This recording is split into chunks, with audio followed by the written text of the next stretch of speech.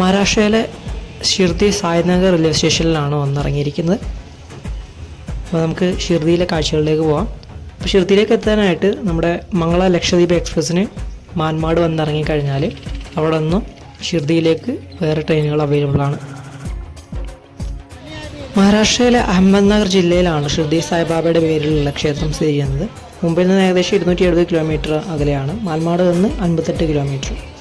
അപ്പോൾ നമുക്ക് ഷിർദിയിലെ കാഴ്ചകളിലേക്ക് സ്വാഗതം. പുതിയൊരു വീഡിയോയിലേക്ക് സ്വാഗതം. സായ്നഗർ ഷിർദി റെയിൽവേ സ്റ്റേഷനിൽ നിന്ന് 3 കിലോമീറ്റർ മാറിയാണ് ക്ഷേത്രം സ്ഥിതി ചെയ്യുന്നത്. അവിടുന്ന് ഓട്ടോ ഒക്കെ അവൈലബിൾ ആണ് ഇങ്ങോട്ട് വരാൻ. എനിക്ക് ഏതായാലും ഓട്ടോ വിളിക്കേണ്ട ആവശ്യം വന്നില്ല, ഒരു ലിഫ്റ്റ് കിട്ടിയ കാരണം ഞാനിവിടെ ക്ഷേത്രത്തിനടുത്ത് എത്തിയിട്ടുണ്ട്. സായിബാബയുടെ സമാധി സ്ഥലത്താണ് ക്ഷേത്രം സ്ഥിതി ചെയ്യുന്നത്. പുലർച്ചെ 5:15 മുതലാണ് ഇവിടുത്തെ ദർശന സമയം തുടങ്ങുന്നത്.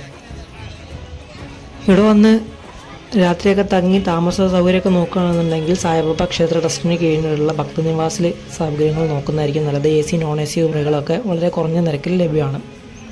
അതിൻ്റെ വെബ്സൈറ്റിൽ കയറി നോക്കിക്കഴിഞ്ഞാൽ നിങ്ങൾക്ക് ബുക്ക് ചെയ്യാൻ സാധിക്കുന്നതാണ്. പിന്നെ ശ്രദ്ധിക്കേണ്ട ഒരു കാര്യം, ദർശന സമയത്ത് നമ്മൾ ചെരുപ്പ് വെക്കാം, ബാഗ് ഫ്രീ ആയിട്ട് വെക്കാം എന്നൊക്കെ പറഞ്ഞ് ഇവിടുത്തെ കച്ചവടക്കാർ നമ്മളെ പിടിച്ചുകൊണ്ട് പോയിട്ട് നമ്മളെ സാധനങ്ങൾ ഉപയോഗിപ്പിക്കും. പക്ഷേ ഒന്നും ഫ്രീ ആയിരിക്കില്ല, അവരുടെ സാധനങ്ങൾ നമ്മളെ കൊണ്ട് വാങ്ങിപ്പിക്കാനുള്ള അടവാണ്.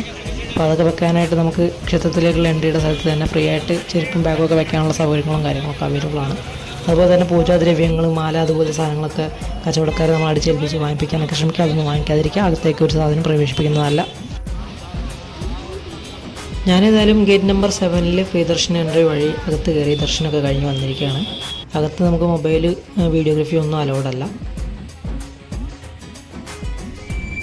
അപ്പോൾ ഇവിടെയൊക്കെ ചുറ്റിക്കറങ്ങി ഏകദേശം 1 മണിയൊക്കെ കഴിഞ്ഞിട്ടുണ്ട്. അപ്പോൾ ഇനി നമുക്ക് ഉച്ചയ്ക്ക് ഭക്ഷണം കഴിക്കണം. അപ്പോൾ നമ്മൾ ഷിർദിയിലെത്തി കഴിഞ്ഞാൽ ഭക്ഷണത്തിനൊന്നും ബുദ്ധിമുട്ടില്ല. ഇവിടെ ക്ഷേത്ര സംസ്ഥാന സമിതിയുടെ ഒരു പ്രസാദ ആലയമുണ്ട്. അവിടെ നിന്നും ഫ്രീ ആയിട്ട് നമുക്ക് ഭക്ഷണം കിട്ടുന്നതാണ്. ഇത് അത്യാവശ്യം വലിയൊരു കമ്മ്യൂണിറ്റി കിച്ചണാണ്. ഏകദേശം ലക്ഷക്കണക്കിന് ആളുകൾക്കാണ് ഇവിടെ ദിവസവും ഭക്ഷണം അന്നദാനം പ്രദാനം ചെയ്യുന്നത്.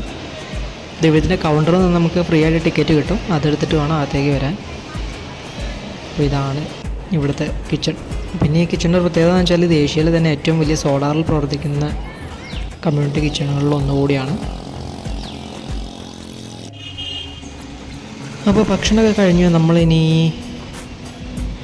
ഇവിടുന്ന് പോകാനുള്ള ഉദ്ദേശത്തിലാണ്. അപ്പോൾ നമ്മൾ ബസ് സ്റ്റാൻഡിലേക്ക് നടക്കുകയാണ്. അപ്പോൾ ഷിർദിയിൽ വന്നു കഴിഞ്ഞാൽ ഇവിടെ വേറൊരു ക്ഷേത്രം കൂടി ഉണ്ട്. ഇവിടുന്ന് കുറച്ച് ദൂരത്തായിട്ട് ശനി ശിംഗാപ്പൂർ എന്ന് പറഞ്ഞിട്ട് ഇതൊരു ശനീശ്വരൻ്റെ പ്രശസ്തമായ ക്ഷേത്രമാണ്. അപ്പോൾ അവിടെ കൂടെ എന്തായാലും മിസ്സാക്കരുത്. എനിക്കേതായാലും എൻ്റെ ഷെഡ്യൂൾ പ്രകാരം സമയമില്ലാത്ത കാരണം ഞാൻ പോവാം. അപ്പോൾ ഇതാണ് ഷിർദിയിലെ ബസ് സ്റ്റാൻഡ്. ഞാനപ്പോൾ പൂനെയിലേക്കുള്ള ബസ്സിലാണ് കയറുന്നത്. പക്ഷേ ഡയറക്റ്റ് പൂനെയിലേക്കല്ല, ഇനി നമ്മൾ ഭീമാശങ്കറിലേക്കാണ് പോകുന്നത്. 12 ജ്യോതിർലിംഗങ്ങളിലൊന്നായിട്ടുള്ള ഭീമാശങ്കറിലേക്ക്. അപ്പോൾ അവിടെ നിന്നും പൂനെയിലേക്കുള്ള ബസ്സിൽ കയറിയിട്ട് ഞാൻ മഞ്ചർ എന്ന് പറഞ്ഞ സ്ഥലത്തേക്കാണ് ടിക്കറ്റ് എടുക്കുന്നത്. ഇതിപ്പോൾ വണ്ടി പോകുന്നതിനിടയിലുള്ളൊരു ഇടത്താവളമാണ്. ഇവിടെ ഒന്ന് വണ്ടി ഒന്ന് റിഫ്രഷ് ആവാനും സ്നാക്സിനെ കഴിക്കാനും ചായ കുടിക്കാനൊക്കെ ആയിട്ട് നിർത്തിയതാണ്. ഉച്ചയ്ക്ക് ശേഷം 3:45 ഷിർദിയിൽ നിന്ന് യാത്ര തുടങ്ങിയത്. ഇവിടെ എത്തിയപ്പോൾ 7:45 അപ്പോൾ ഇതാണ് മഞ്ചർ ബസ് സ്റ്റാൻഡ്. അപ്പോൾ ഇനി ഇവിടെ നിന്നാണ് നമുക്ക് ഭീമാശങ്കറിലേക്ക് പോകേണ്ടത്. അപ്പോൾ ഇവിടുത്തെ ബസ് ഉണ്ടെന്ന് വിചാരിക്കുന്നു. അപ്പോൾ ഇവിടെ ഏതായാലും ഭീമാശങ്കറിലേക്ക് പോകുന്ന ഒരു ബസ് കിടപ്പുണ്ട്. നമ്മളതിൽ കയറാണ്. അപ്പോൾ ഇത് രാത്രി 8 മണിക്കാണ് കേട്ടോ എടുക്കുന്നത്. ഇതാണ് മഞ്ചറിൽ നിന്നും ഭീമാശങ്കറിലേക്ക് പോകുന്ന ലാസ്റ്റ് ബസ് എന്ന് തോന്നുന്നു. 8 മണിക്ക് മഞ്ചറിൽ നിന്ന് എടുത്ത ബസ് 10 മണിയായപ്പോഴാണ് ഭീമാശങ്കറിലെത്തിയത്. ഇവിടെ വന്നപ്പോൾ കാലാവസ്ഥ മൊത്തം മാറി. ആകെ ഓടമഞ്ഞും മറ്റും കാര്യങ്ങളായിട്ടൊന്നും കാണാൻ വയ്യ, മഴയൊക്കെയാണ്. അപ്പോൾ ഇവിടെ വന്നിട്ട് ഇനി പ്ലാനും കാര്യങ്ങളൊന്നുമില്ല. ഇനി നമുക്ക് റൂം നോക്കണം.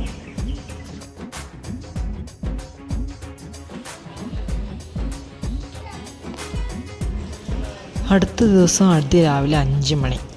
ഇപ്പോൾ നമ്മൾ ഭീമാശങ്കർ ക്ഷേത്ര ദർശനത്തിനായിട്ടുള്ള വരി നിൽക്കുകയാണ്.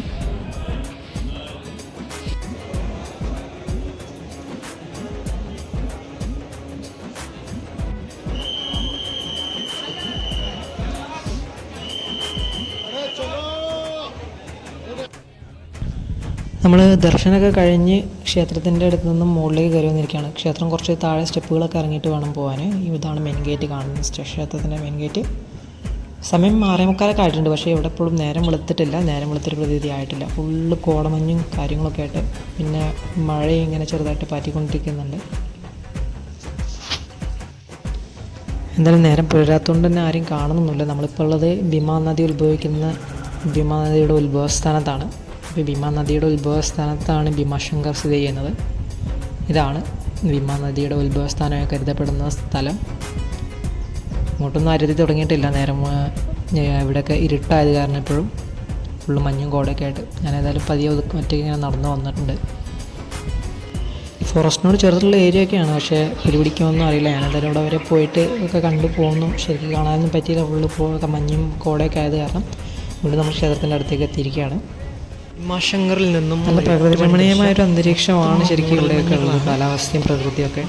പക്ഷേ നമുക്ക് പറ്റിയൊരു കാലാവസ്ഥയല്ല ഇപ്പോൾ, അതുകൊണ്ട് അങ്ങനെ നല്ല കാഴ്ചകളൊന്നും അധികം കാണാൻ പറ്റിയില്ല. എന്തായാലും ഇവിടുന്ന് മടങ്ങാൻ നിൽക്കുകയാണ്. ഇപ്പോൾ സമയം ഏകദേശം 7:45 അപ്പോൾ ഞാൻ ഇവിടുന്ന് ഇനി പൂനെയിലേക്കുള്ള ബസ്സിലാണ് കയറുന്നത്. നേരെ പൂനെയിലേക്ക്, അവിടെ നാട്ടിലേക്ക്. അപ്പോൾ ഏതായാലും ഭീമാശങ്കറിലേക്ക് വരുമ്പോൾ കൃത്യമായൊരു പ്ലാനിങ് ഇല്ലാതെ വരരുത്. എന്നാൽ അത് തന്നെ ഞാൻ ഒരുപാട് ബുദ്ധിമുട്ടി. പിന്നെ അവസാനം ഒരു 500 രൂപയ്ക്ക് ഒരു ചെറിയ കൊച്ചുമുറി കിട്ടി. ഇതാണ് കേട്ടോ നമ്മൾ ഇന്നലെ വന്ന മഞ്ചർ ബസ് സ്റ്റാൻഡ് പകൽ ദൃശ്യം.